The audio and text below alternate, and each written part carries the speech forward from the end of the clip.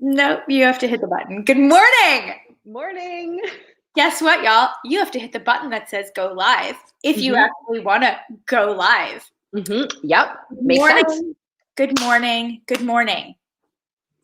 Good all of the things. If you are watching this on the replay, we welcome you in any time zone, at any time of the day, no matter who you are or what you're doing.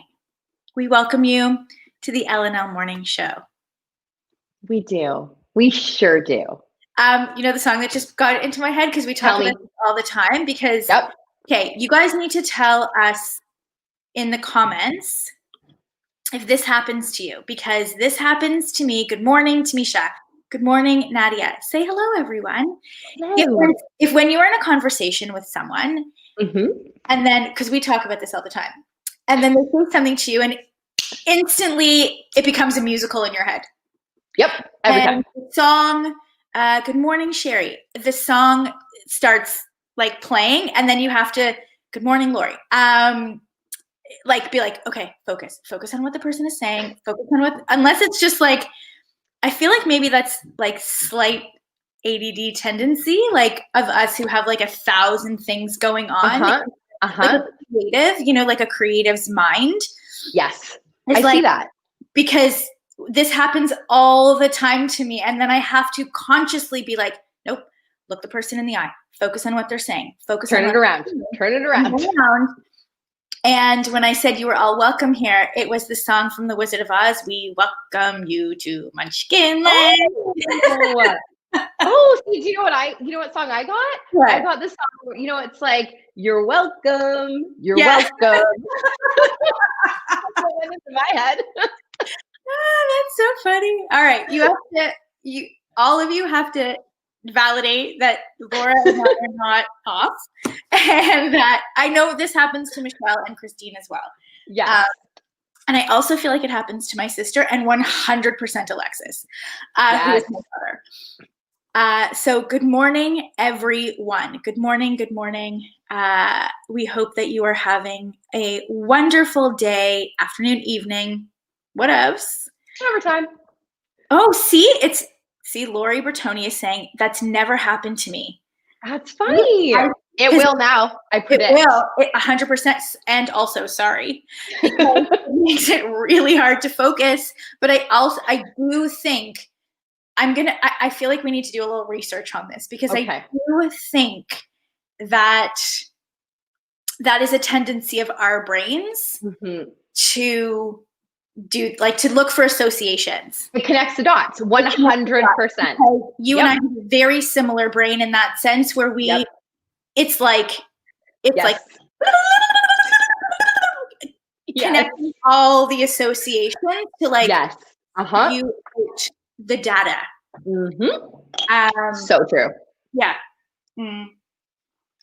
So that's interesting. Feminine energy. Maybe. All right. That's cool. Well, let's go, because yesterday we were super party and we left you on a cliffhanger. Oh, we did. So today we're like a proper show would. It's really fun. I really liked it. Like a proper show. Like Lost. Did you ever watch Lost? Yes, of course. Every time. And this was before you could binge. Yep. This was before you could binge. And you had to wait. Like, used to hurt my stomach how bad it was. Yep, you wanted it so bad. Like I couldn't watch that show at night because it was actually like I was like felling, and that's Yiddish, but anyway, you know, sing, dance, play, maybe because you're in a masculine do all day. Maybe. Oh, that's interesting. Yep, and maybe that's our like our creative brain being like, play, sing, fun. Maybe. So interesting. Who knows, right? It definitely happens. Okay. Yes.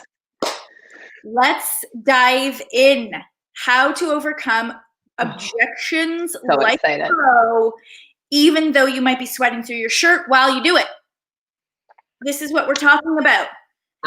So yesterday we left on a cliffhanger of what magical words do you say to overcome the objections of, this sounds really great and I'm really interested, but I need to just go talk to my spouse because I don't, it's a financial decision and blah, blah, blah. Yes. Or the other one is, this is a little more expensive than I anticipated it being. So I'm gonna need to think about it. Or, I really want to do this, but I need to go to the library this weekend. Yes. And walk my dog. Super important. And clean up my closet. So I think I'm going to start in about 2 weeks. Yeah, I don't have time right now. Thank you so much for the info. I'll be in touch. Yep. So those are the 3 big ones. Yeah. The spousal objection, the financial objection, and the I don't have time, I want to start later objection. Yes. So those are the biggies. So let's just do a little recap and talk about what we sort of have been alluding to this whole week, in the sense of the last 2 weeks. We're going to wrap it up tomorrow. And yeah, Patty's saying that she's heard all of those. Yeah. Of course, we've all heard all of those. And then actually, you know what? Let's play a little game. Let's play a little game before we get into the magic words. Let's go. What is the most, I don't want to use the word ridiculous because it's valid for people, but what is the most blank objection you've ever heard? Funny, unbelievable, sad.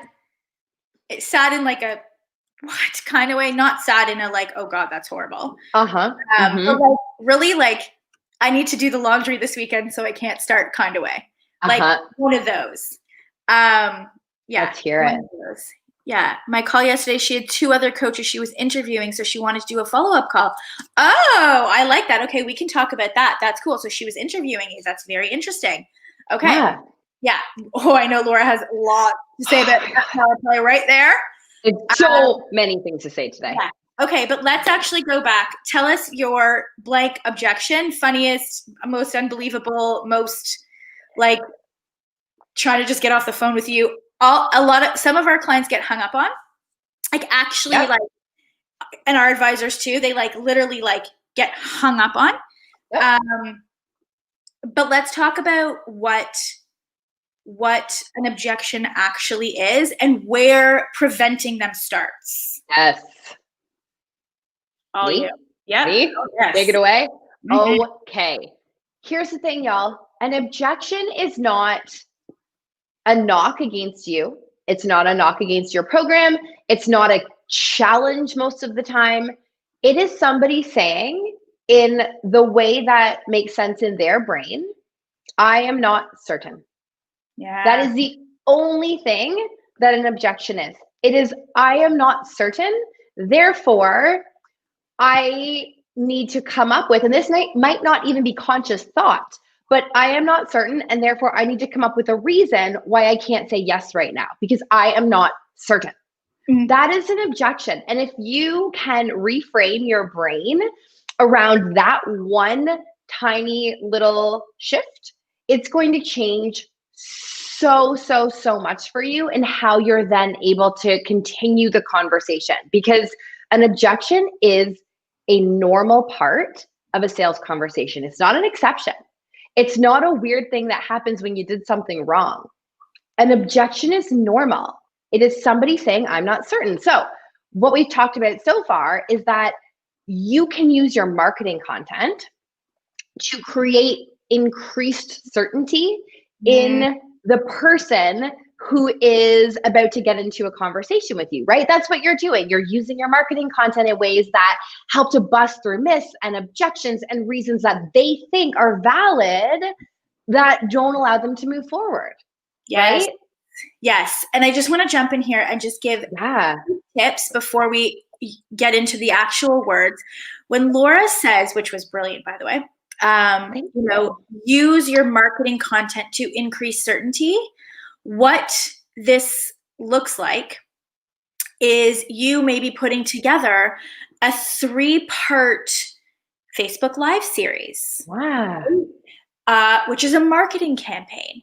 What this looks like is you putting together, a 90-minute free workshop, right? Yeah. It's like no external lead gen needed. And that is not necessarily your masterclass or your webinar. Mm-hmm. Right? Where maybe you bring on some past clients or you tell your story and you sort of walk through the process, right? It's, you have strategic placed content that addresses their pain points, the things that they're trying, why they don't work. You could do a 2, 3, 4, 5-part series on what the actual problem is. So for example, like, the 5-part series on the real reason you have acne. Yeah. Right? And every day you go live and you do like a 30-minute live and you break it down and you educate them and you talk about the things that they're doing wrong and you talk about why the things that they're trying don't work and you talk about the root cause and you talk about who you are and what you do and how you help. And you're educating them over a period of 5 days. So they're getting to know you, you're answering their questions. You can bring up the objections in that content, like, reasons why people are afraid to invest in working with a nutritionist, a health coach, an ND. Yeah. Like you actually address it head on. And so what that does is that marketing increases the safety of working with you because now they have a better understanding and clarity, right? It increases the certainty. Yes. Because you've addressed their skepticism, right? Address their skepticism head on. Yeah. Okay. Okay. So you're still going to, even if your marketing is perfect and on point and like the bomb, you're still going to come up with objections in one-to-one sales conversations because again, that is just somebody saying, I am not certain, right? So I'm going to give you guys 2 wisdom bombs that I feel like change the entire game when it comes to objections. And these are things that I say over and over in our sales clinics that I get to host over in our Grow community. And it makes a huge difference for our clients who can actually take it and internalize it. And I had one client who actually printed out the mantra that I'm going to tell you second and literally paste it to her laptop. So every time she's on the phone, she says it and reads it and over and over and over internalizes it. So number 1, objections should not be treated like arguments. Arguments are not a good thing in a sales conversation for a couple of reasons. I want you to think about this. If you get into an argument with somebody and you prove yourself right, does the other person usually walk away being like, that was fun. I really liked being wrong. I want to hang out with her more. I trust her more now. Right? Like that was great being told exactly why I'm wrong and proved irrefutably that I'm not making sense. That felt good. Does that feel good? No, not on the other person most of the time. And then if the other person's proven right, well, then you just lost the objection arguments and now they're definitely not going to work with you because they proved themselves right over it. So you're basically in a lose-lose situation if you treat an objection like an argument. If you go in and want to just hammer down and tell them why what they're saying is wrong, you're not going to be able to get through to them and actually change the way they think. That's really important. And that actually should be really relieving because you don't need to feel sweaty and have your facts compiled and be ready to hit them over the head with like X percentage of people with X go through and do Y. Like that's not what they need. So number 1, don't treat objections like the beginning of an argument. It's not going to end well. Number 2, this is the best thing you can ever internalize. If you say it, it's a lie. If they say it, it's the truth. Literally life-changing. Your job is not to tell them why they're wrong or why their objection is not valid or their fear is not valid. Your job is to ask insightful questions and actually listen and move them to a place where they come to the realization that this objection is not actually valid in their situation and that it doesn't actually need to be thought of as a roadblock to working with you and to success. Mm-hmm. That is everything. So let's give the people an example of Yeah. of what that looks like. So I'll play the role of a client, a Yeah. prospect who has an Let's objection. go. So Let's go. okay, cool. So ask me the commitment question and then we'll go from there. Okay. Let's go. We'll say the price has already happened. Okay. So the price is $14.97 US. Okay. Would you like to move forward with that? I would, but that was a little bit more than I was expecting. And I really feel like I need to speak to my spouse before I make that decision because, it's a little bit more than I was expecting. And just, we make these kinds of decisions. I just need to make sure we just make these decisions together.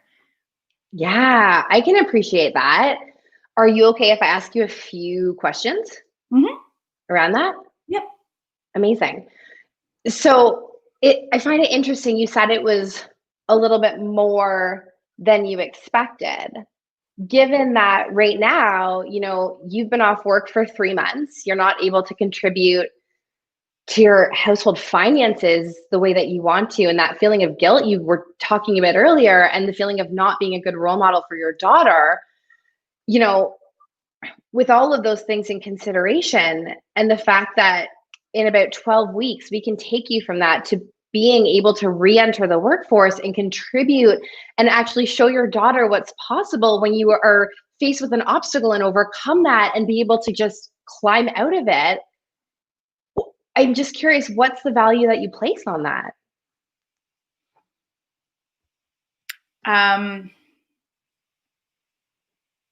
Well, when you put it that way, I guess I just wasn't expecting it to be that much.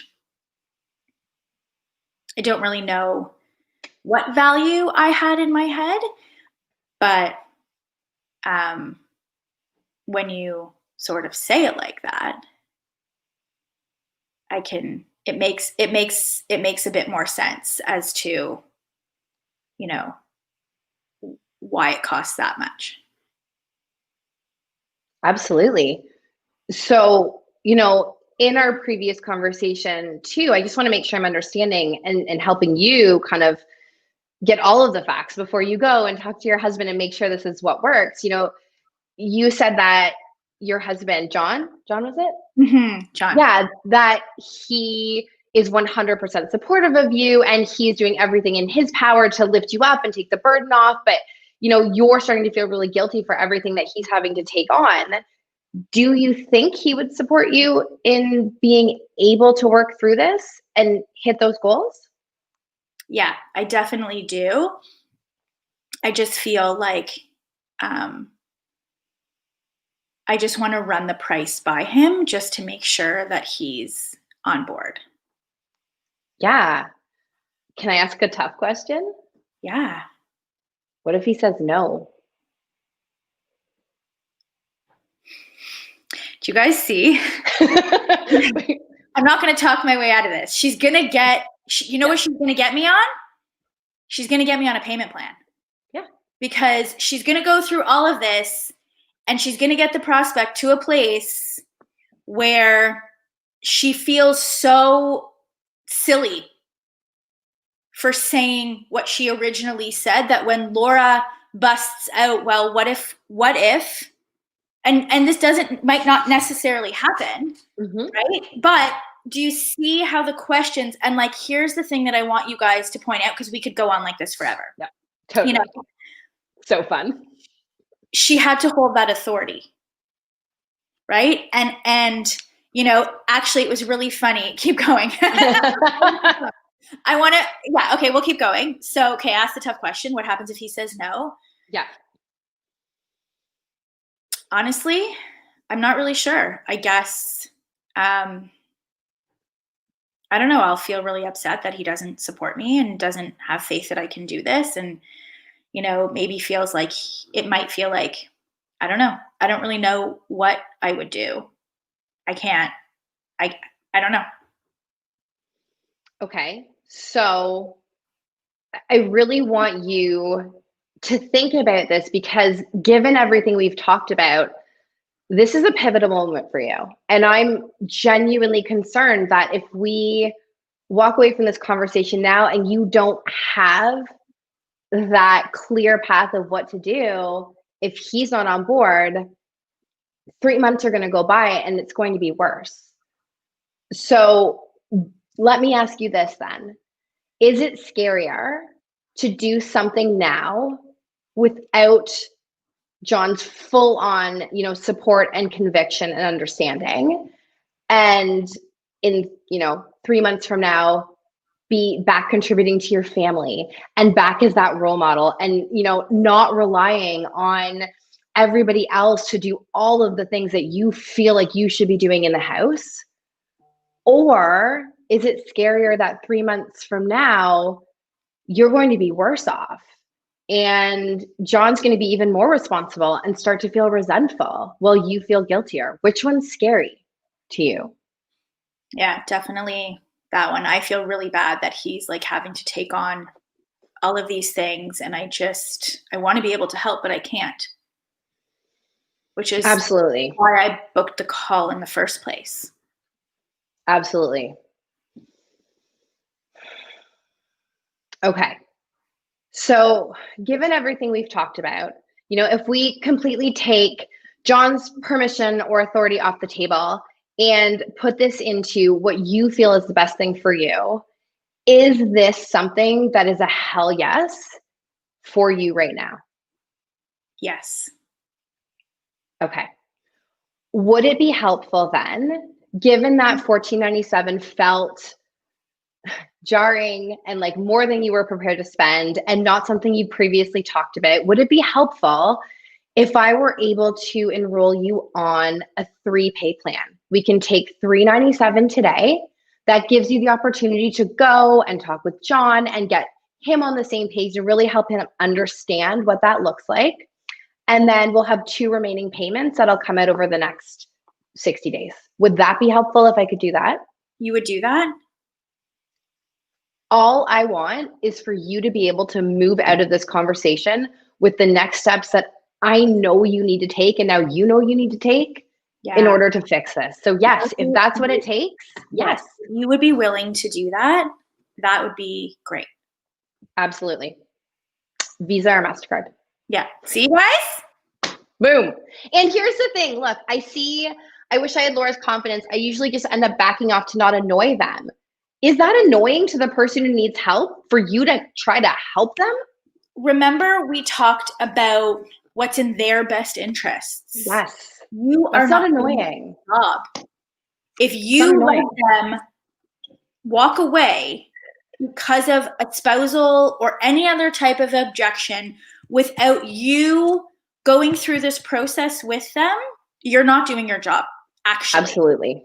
You're taking the easy way out. You're taking the easy way out. You're not getting uncomfortable. Yep. And you're letting them down.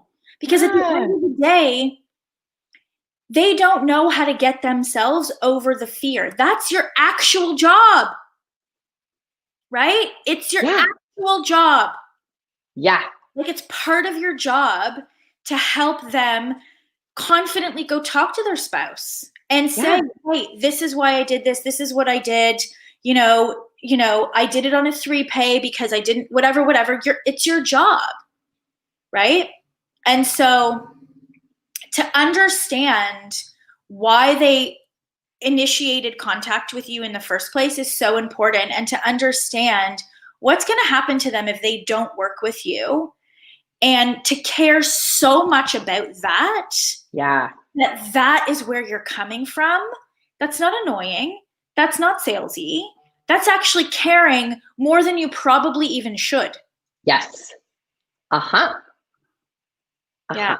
Lori's like, do a money objection. It's literally the same. It's all the same. Just sub in whatever objection they have. It's just asking the questions with love. Questions with love that are leading them. And notice I never said to Lori at any point in that conversation, you're wrong. You should do this without his approval. I asked her questions. How would you feel if? What would happen if? What's scarier? Yeah. So yeah, Sarah's saying what I noticed is that Laura asked questions and Lori got there and said it herself. Exactly. So what you need to do now is you need to go back and listen to this, and you need to write out on paper or transcribe for yourself exactly what we said. But where Laura said, you know, do you need to go talk to your spouse? Put in the money objection. Help me to understand what blah, blah, blah, blah, blah. Like, it's the same thing. Yes. Right? It's the same thing. So, and then you can, you know, we have lots of clients who come up with the most creative payment plans. Yes. On the fly, because they're like, okay, 6 won't work. What if I could do 8? No. What if I could do 12, even though the program is only 3 months long, but I will put you on a year-long payment plan, because they're like, I need to work with you. I need to help you. You need this. And they come again, notice the language. Would it be helpful? Would it help you if? Not, I can do 8 pay. I can do 6 pay. I can do 14 pay. I can do 20. No, it's, would it be helpful? It's different. Totally. And notice how Laura also asked if she could ask a question. And the interesting thing about that is I was listening to a Ruth Bader Ginsburg talk the other day in the car. And I was listening to her talk about how when she would appear before the court, she would say, may I ask? May I ask a question? And we would say yes, and then she'd hammer them, right? Yeah. Like, she asked permission, and that was like her favorite thing to do, because it opened up. It didn't just, she didn't just hammer. She was like, may I ask a question? Yes. And like, whatever it was. And that's what Laura just did. So it is a valid technique in communication and getting the person to be open. They just gave you permission to ask a question. Yeah. Right? So, yeah. Lori Bertoni saying, and I can be clear that your script from 10K works and incorporates some of this, but that, which is scarier, was just golden. Yeah. Amazing. Awesome. Yeah. And it's just practice, you guys. And it's just, listen, it's practice, right? Let me ask you a question. And guys, also this works with children and ex-husband. Just saying. Children for sure. I can't weigh in on the ex-husband yet, but can I ask a question when you're like, you know, how come this happened? Yes. Did you do this? Yes. Right? I'm not also an argument. Also, phone companies, may I ask a question? It just appears that my long distance charges were not proper. Internet companies, anything you want to get an in and have a conversation versus Stonewall. This works. Yeah. All right. This was a good one. Please go and transcribe and let us know if you use it. Tag us and be like, I didn't say no. Yes. Y'all, it's practice. You need the at-bats. Just get on the phone and practice. Practice in the mirror. Practice role-playing with people. Like, practice. Okay. That is it for us. Fun. See you tomorrow. Bye. Bye.